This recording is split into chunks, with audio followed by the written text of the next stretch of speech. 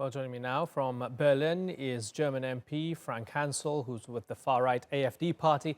In London, we have Zoe Alipranti. She's a researcher at Open Europe, an independent policy think tank. And political analyst Klaus Jurgens joins us from Vienna. Good to have you all on the program. I'm going to start with Annegret Kramp-Karrenbauer, or AKK. I want to look at what's troubling her and what it means, what her popularity means for this election. Klaus, she hasn't seemed to have clicked with voters ahead of these European elections. Why? Actually, I studied the most recent figures coming in this morning. And if you have the so-called question, who would like to be your next chancellor, or what kind of political party you would like to vote for next, she had a seriously shocking low result, still topping the candidate from the other parties, the Green Party and the Social Democrats in particular. But there must be a perception gap. Now, I always say you cannot judge a new party chairperson after such a short period of time only by the way she addresses the public or how she or he comes across. There are many, many issues. First of all, you have to get used to it. You can't just replace someone like Angela Merkel overnight. I think it is not her personality which is the actual problem. I rather think she picked exactly on the wrong issues. Angela Merkel's migrant deal from 2015 and 16, what we all call the open door policy in particular. And now she is playing to the gallery, to her far, I wouldn't say far right, but the more conservative members of her CDU-CSU coalition. But by this, she actually basically alienates her mainstream core voters, the Volkspartei, the People's Party's voters. So I wouldn't say that anything is wrong with her personality, right. Of course, not, how could I? But I think she literally picked on the wrong issues. She was ill-advised to press ahead with those issues. Zoe, has Klaus accurately described the situation as to why German voters don't quite feel comfortable with AKK? So I think it's really difficult for AKK to really become a really attractive candidate right now to be Chancellor, because she's operating under the shadows of Merkel. Merkel is still really popular as leader. So I wouldn't say I'd say this is the most basic problem. But on the other hand, I wouldn't say she's really radically changed the vision of the CDU on Europe. She's really advocating for a pro-status quo approach. So I wouldn't really say it's her policies that are alienating. I would say that on Europe, actually, she's quite similar to Merkel. She's just more articulate and just more precise about what she wants. But I wouldn't really say that she's advocating for change, right, Frank, in Europe. Right, so I think it's... Right. Let me bring in Frank here, because I'm curious to get the perspective from the AfD. As you guys are on the end of that right-wing spectrum, how do you see the CDU and AKK's approach to these elections? Are they trying to eat into your guys' terrain? I think actually AKK has not come really into public and is not connected with the Germans regarding the European elections. I think she plays no role in this campaign, really. I think people see Angela Merkel and see the CDU policy regarding Europe, and especially the welcome, still the welcome addressing that the whole world shall come into Germany, into Europe. I think it's basically that. I think AKK didn't have yet time to put a special focus on anything, and so I think she's not really to be debated for this concrete election for the moment. Right, and Frank, you are expected to expand and do well in those elections. To what do you attribute that? I think our nation is divided, actually. We have, it's about half-half. We had a research that more of the half of the population is criticizes the welcome policy which is done. And you know, the Friedrich Ebert Stiftung from the SPD, they had also an outcome of a study saying that almost 40% are right-wing or populist. This cannot be true. I think the Germans are divided, and I think a growing number of people is seeing critically this migration policy of the CDU and Merkel and the SPD. And so AfD still has an important role, and I think if we wouldn't have been active in Germany for the last 3-4 years, the situation would be much worse, and so we have a corrective. But aren't you making it worse, Frank?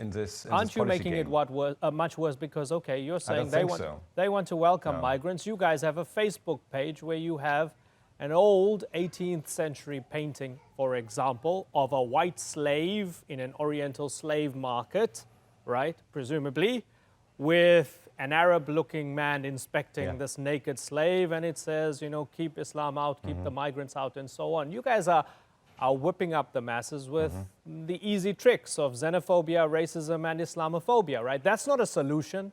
That's just anger, populace, hate politics. Yeah, I think it's... I don't think so. I think it's a good measure coming back to this gallery, because it's not one picture. It's a gallery of art for the last centuries. And I think it's something to get people think about it. We do not say Muslims out. We are not Islamophobic. We just put the problem that everybody else evades and doesn't want to talk about. Okay, but you're saying that it's into the center of the campaign. Well, when you put that out, you're suggesting to voters that this is likely to happen, that we're going to be slaves of these people who are coming in as refugees from Syria, for example, and that their men are going to get their hands on our naked white girls. Art that people think. No, people should start thinking about it. That's all. Okay. We don't say that everybody who comes in, be it Arab or somewhere else, is you just want people to think about is criminal or does violation. Okay, you just want them to think about it. People to think about it, where everybody says, okay, yes, that's it. Okay, so exactly. I want to go to Klaus now, because the reason I asked that of Frank is I want to understand, Klaus, where are we in this tussle, in this election, over migration? Who has the upper hand? Well, just to give a few figures, if we count the fact that we have 13% at the moment in Germany of citizens, and very welcome citizens over the generations, including my own family, of various backgrounds. And if we now count the 1.68 million refugees, which Angela Merkel's government herself no longer calls asylum seekers or refugees, but people seeking for protection, Schutzsuchende, a much, much more human, dignity-inspired word. 400,000 of those are already either in full-time employment or in training. 200,000 of those 1.68 million are currently registered as unemployed.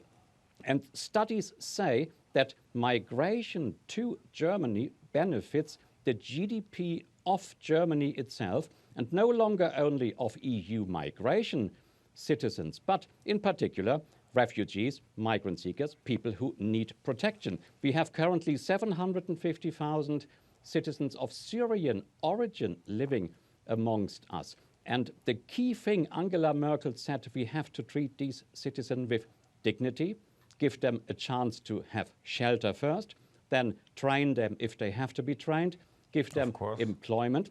Because German companies say we don't have the enough high number of highly skilled or medium skilled workers anymore. I think it's a very positive impact on migration, unless, of course, you turn the page round and say that everyone who is a foreigner is the other, takes away our jobs, is a danger to society. A topic I would completely not agree with. Okay, but Zoe, why is it so appealing to so many voters to go for the type of image that Frank and his group are putting up on Facebook, and to say, I resonate with that, I'll back this party? So I think it's important to nuance this claim. I think it's important that in these elections, the Germans will probably be second in these elections, in the European elections. The Green Party is doing really well, and the Green Party stands for a completely different platform that's quite liberal. It's very accepting of immigration. So I think it's a very one-sided view to just see that the AfD is doing really well. So the AfD will consolidate its pre-2014 gains. by so going from 7% to approximately 10 to 12%, according to recent polls. But it's really important to see that that's just one side of the debate. Right. Germans are really divided on that. Okay. So, and Greens, right. the Greens are doing really well. So Zoe, allow me then to go. Okay, granted, the Greens will do fantastically well, and they're seen by many as being possibly the biggest winners when it comes to this election. So let me then take that question and modify it, right? Okay, we only looked at one side of the coin. Let's add both together. What happened to the middle? The Greens doing very well on the left, AFD doing very well on the far right. What happened to the middle? Is it finished? So I would say that, so the CDU is taking a more quite pro-status quo approach of really accepting that the 2015 migration crisis happened and not really wanting to reform the Dublin regulation. So I'd say the CDU is quite pro-status quo on that. But generally, there is a lot of polarization on the issue of migration, of course, and this is generally defining the trend for the European elections as a whole, that there's a lot of polarization and increase for both pro-integration, the pro-integrationist camp and the anti-integrationist camp. So I'd say that, yeah, polarization sets the trend. But in terms of what occupies the center, I think it's difficult to define what the center is. But if the center is just status quo, the CDU is quite pro-status quo, doesn't really want to change the Dublin regulation. They want to change, they want to complete Schengen, but that's kind of tangential on that. But Frank, Hansel, exactly in this battle between the two Europes, one being integrationist and cosmopolitan and pushing for open borders and accepting refugees, and the others being populist and nationalist and so on, do you find your natural allies are the Polish leadership, the Hungarian leadership, the Italians? Are those your natural friends? I think what we need in Europe is a Euroscepticism, not only on the Euro, but on Europe. We do not want the globalist approach of a United States of Europe. I think this unites all of Europe skeptic parties, be it Rassemblement National in France, be it the Brexit UK party, be it the PiS in Poland or Italian, or even Vox now, which is growing in Spain. I think this policy direction wants to really save Europe as a continent, make it more competitive, and we think it's through the national, not the nationalistic, but understanding that nations work. This 18th, 19th century Enlightenment brought up nations as a concept, political body. And this is important, and the United States of Europe is destroying this, and that's what we see. I think the future will be a very competitive, good Europe of fatherlands, and we don't want this total integration where nobody really can identify with themselves. And there is still, not in Germany, not in other countries, a real European identity. My generation, I was born in the 60s. Of course, I'm a European. We always went to Italy twice a year. I went to Spain. I know all the countries in Europe. Of course, we are cosmopolitan. Of course, we want Europe. But we want the diversity. I want to speak Italian. And I didn't have problem with the lira, with the who's stopping you 20 from years speaking ago. German, This Frank? all worked, and it worked very well. Right, Frank, who's stopping you from speaking Nobody. German? Who's stopping you from I want to expressing speak your Italian culture? with the people. No, this is not the point. This is the problem is that all should be muddled through, and the legislation, as we see, which comes from Brussels, you know that 70% of really German laws and others in the other EU countries come from Brussels. Okay. And we don't need this. Okay. We don't need a new European budget for the North-South interchange. Right. Okay, but we will come later to it. Okay, probably. yeah, and it's an age-old debate. Brussels is calling the shots, and we need more independence amongst these countries. Klaus Jurgens, Yes. as we look at the two nations that have stuck together throughout all of this, Klaus, Frank would call them globalist. Others would say they're integrationist, perhaps. The Germans and the French, they are the cheese in the European pizza. Apologies to the Italians, but they're the heartbeat of the European Union, right?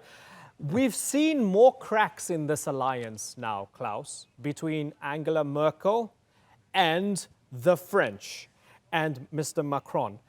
Are we going to see further cracks between them as this goes along? Well, I mean, my esteemed colleague said he was born in the 1960s. I was born in the 1960s the same country, of course, we like and love and cherish, yes, but you can still be international and have various homes. Now, Germany became a sovereign state thanks to EU membership. It was, first of all, a non-sovereign state, then it became a semi-sovereign state after the Second World War and catastrophic consequences.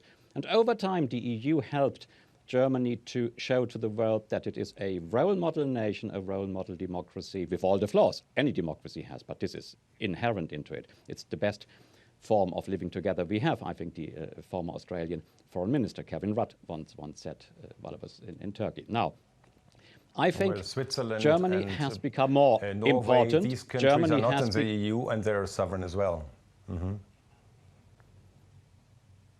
I did not hear the last European one. countries I just wanted to say, yes, I know. European Union. Yes, but I can, sir, I can comment about democracy quoting someone else from a globalized world. Why not an Australian former politician, which I think is only right. Now, I'm not saying that he's more apt to compare with you or anyone else. Now, I think what Germany has learned is that democracy, with all these flaws I just mentioned, is the best form and way of living together. Germany has come a long way. It has become not only a role model with regards to how to run its own internal affairs, but became a very, very, very well-respected player, not only in Europe, but by now in the world as well. Now, what will happen in Europe if a new party leadership from whatever party would say, we do not believe in European integration anymore. We just say the old concept of independent nation states is much better. The whole house, what they would call, or we would call House Europe, House Europa, would basically be put at risk. And I would say, is it really worthwhile putting it at risk? It has brought peace, stability, and it should bring even more multiculturalism, tolerance, social inclusion to Europe, and we are far from there yet. So I think we should go on, if I may say so, as a German national myself. I think we should go on there, but now I'm here as the journalist.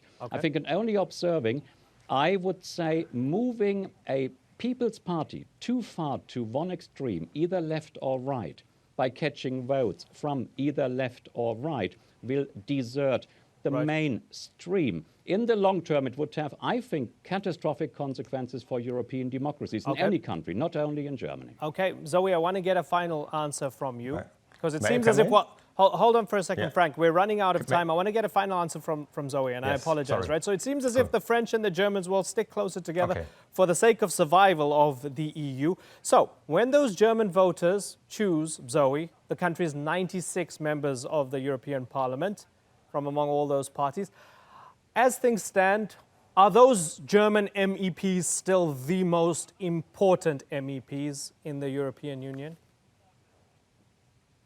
So I think ultimately the European Parliament does have a say in terms of the future EU direction, but ultimately it comes down to the European Council and the European Commission. And through the European Council that's represented by the German Chancellor, either this be Angela Merkel or in the future AKK, France is not the response to Macron's vision is quite lukewarm at best. They diverge on quite a lot of issues. If we see AKK's response to Macron's letter, there is divergence on a lot of issues such as climate change, social issues, minimum wage, and generally there's a quite different tone on that. So I'd say that generally, regardless of what the MEPs will vote for, I think that the most important thing is the future German direction decided by the German Chancellor and the German government as a whole. And I'd say that this is quite decidedly, so they will cooperate with the French, but they have shown that there are limits as to what cooperation,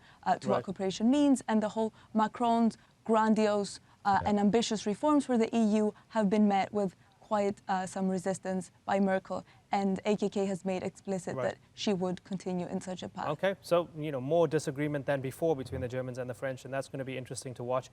Okay, I'm out of time. It was good to talk to all of you. I hope you'll come back onto the program. Frank Hansel, Klaus Jurgens, and Zoe Alipranti. Thanks again. Pleasure. Thank you.